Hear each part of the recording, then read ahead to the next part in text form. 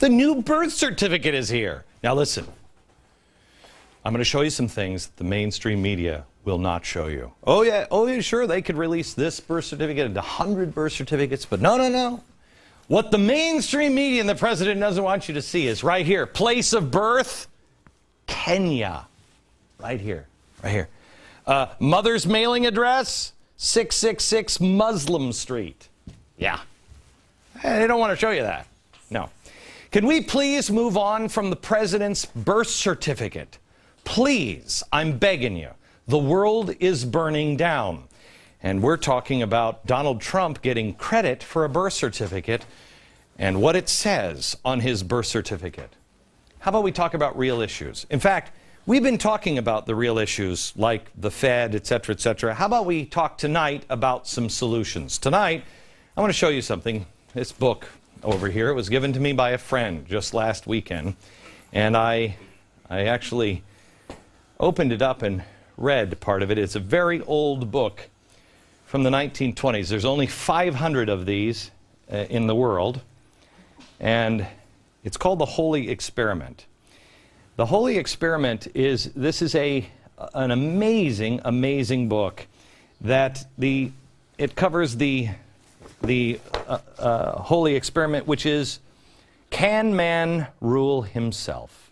Now, I know all these people are going to write in and say, oh, this woman loved Woodrow Wilson. She was a socialist. I don't know. It was done by an artist who was way whacked out of her mind. But it's brilliant, and it has the answers. Tonight, The Holy Experiment and courage to find it.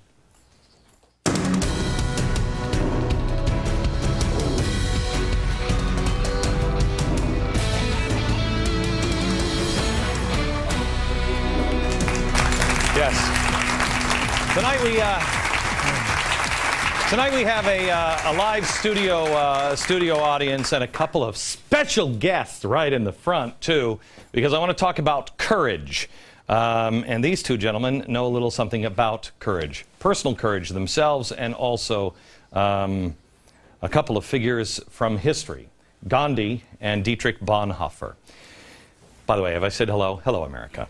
The Fed had its first press conference today in almost a century. Nobody's paying any attention to it because the birth certificate finally came in.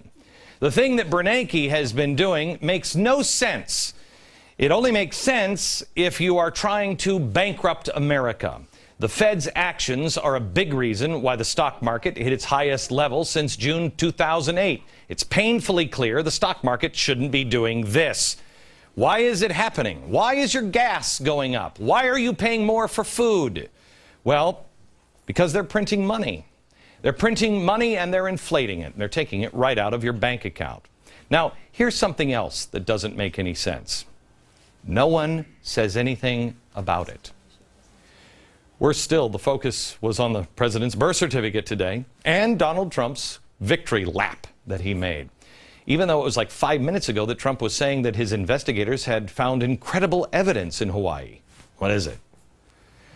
Why is it that more people care about what Donald Trump is saying than what the Fed is doing? Why is this? Is it a lack of education? Maybe it is. Are we more up on reality TV than reality? How else can you explain America's completely blowing off a high-level union official at SEIU caught on tape plotting to sabotage the United States stock market and overthrowing the United States government? I think we need to have a very simple strategy. How do we bring down the stock market? How do we bring down their bonuses? How do we interfere with their ability to be rich? And if we don't do, and that means you have to politically isolate them, economically isolate them, and disrupt them. Okay. This is a man from the president's favorite union, and he's trying to take down America's economic system and overthrow the government of the United States. But nobody's up in arms about that. Why? Why the apathy? Why don't they take this guy seriously?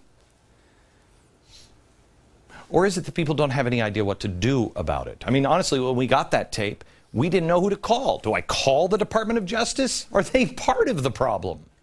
Is that it? It's not just a crazy person or two. You're seeing more and more, especially now in our schools. I want to show you a couple of videotapes here. Here's a school teacher on tape talking about the most effective ways to insert the teachings of Karl Marx into the classroom for children. Watch. How do you actually, as a teacher in a classroom, kind of promote ideas of Marxism or to kind of begin to fight for those studies? I think, part of it is that particularly at a high school level or an elementary school level, you have to be careful, because your job, they want you to stick to fairly narrow things, and that can be very frustrating. But I do think that wherever you possibly can, part of it is actually just allowing for room for critical thought in the classroom and allowing for students to think for themselves, to talk about issues wherever possible, to bring in history and radicals and people from the past and fight for that kind of thing. And I think there is space to do that, even if there's limitations on it, that we have to do to try to provide that room in our classrooms. I think radicals and socialists have a particular role to play in kind of fighting for that type of education. So why is it that people are not up in arms? The Federation of Teachers in California, an arm of AFL-CIO, they're supporting a cop killer. Why? Why aren't people up in arms?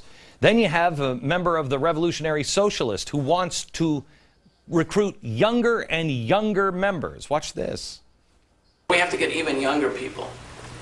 I mean, there's no reason why junior high school students and first and second year high school students can't become not only in the party and in the movement, but leaders themselves. And I think we should really try hard to recruit younger and younger people. Junior high. They might be dreaming it up, but many others are getting it done. Let me show you a teacher now who got their kids to sing at Riverwood Elementary School in Tennessee.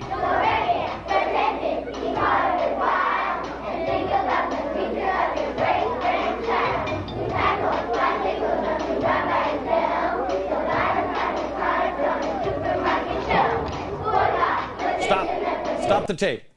Here the kids are singing, "Boycott, petition, let the big business know."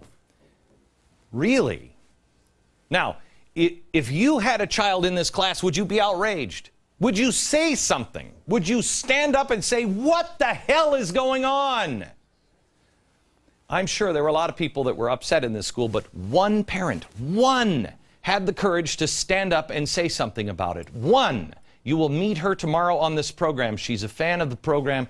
She videotaped this. She went to the principal. You won't believe the conversation. Eric Holder has said that we are a nation of cowards. In things racial, we have always been, and we, I believe, continue to be, in too many ways, essentially a nation of cowards. We are a nation of cowards? Not, I'm sorry, sir, when it comes to race. There is something that has changed in the 1960s. I don't know if you noticed it, but people are becoming more and more courageous, even when they're called a racist. Especially for the Tea Party. People are always trying to point them and paint them as racist. Well, here's a guy who's at a Tea Party, and he's approaching someone in some sort of a Nazi outfit. Now, I don't know about you, but I don't higgledy-piggledy run and introduce myself to Nazis. This is not an act of a coward. He's trying to root out a racist. Watch. Are you a racist? Are you a Nazi? Yes, I'm proud to be a racist. Why don't you leave? Because we're not. I'm not a Nazi. I'm a proud racist. I'm white. I'm white. He's here representing, trying to pretend that we're racist, okay? Anybody's here to pretend. No, I'm not. Well, just know That was convincing. that All right, we don't stop. represent... In a group, we have more courage because we have support around us. But it's different when we're alone. Now, this guy was essentially alone. When we're alone, when we're sitting even in a crowd, but we don't know everybody around, we don't know that everybody thinks like we do, the indoctrination to shh works. Places like our children's schools, with our friends and our neighbors, in public settings. Ask yourself, do you have real personal courage? Personal courage is going to be tougher and tougher in the coming days. You are going to have powerful unions. You are going to have thugs. You are going to be under threat to lose your job, lose your pensions, lose everything for what you say and what you do. And they're not going to mess around. Do you remember what Andy Stern said? We took names We watched how they voted. We know where they live. Oh, they do know. And they'll show up on your front lawn. What do you do when they show up at your doorstep and your children are inside? Will you stand up for what you believe? Sometimes I wonder myself how much personal courage I have. It is easier for me to do this show because I know you're watching. I know that I'm not alone. But how much personal courage do I really have? How much personal courage do you have? Some videos keep hitting the internet, and I see it as a sign of individual courage fading in America. Now, it could be a sign that just more people have video phones than they used to. I'm not sure. I don't think so. I think it's courage and love that are missing. Look at all these videos that keep popping up. A fight at Denny's reportedly broke out over maple syrup. One table didn't have maple syrup, so they asked the other, can we have some? Naturally, turns into a brawl over maple syrup.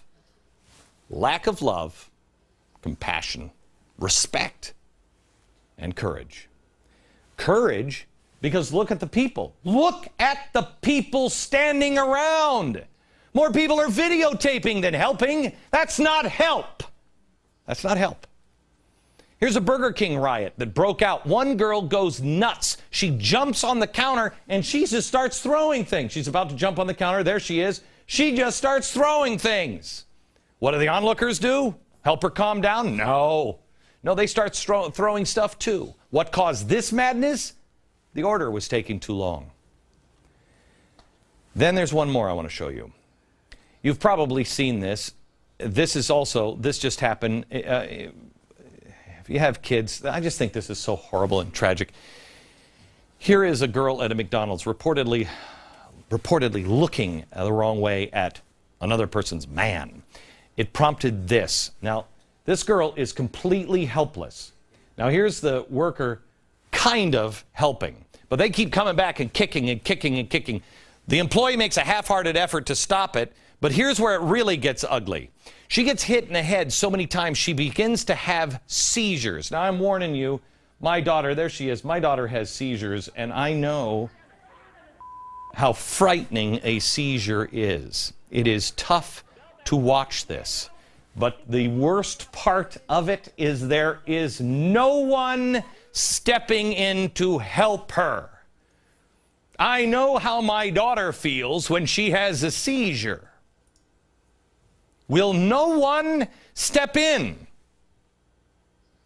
Are we afraid?